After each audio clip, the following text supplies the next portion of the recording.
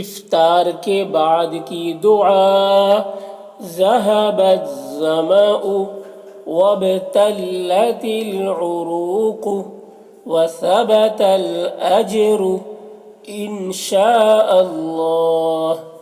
افطار کے بعد کی دعا، اس دعا کا ترجمہ ہے ذهب الظمأ، پیاس بجھ گئی، وابتلت العروق، اور رگیں تر ہو گئی، وثبت الاجر ان شاء اللہ، اور اللہ نے چاہا تو اجر ثابت ہو گیا۔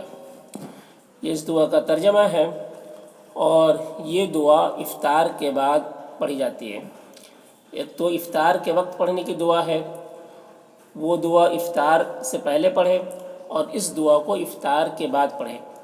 اللہ کے رسول صلی اللہ علیہ وسلم جب بھی افطار کرتے تو اس وقت یہ دعا پڑھتے۔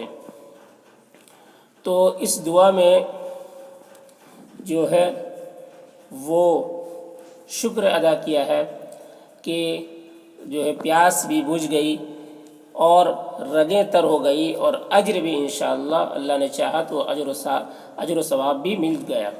یہ ابو داؤد شریف کی حدیث ہے۔ تو ایک بار پھر سے اس دعا کو دیکھ لیجئے۔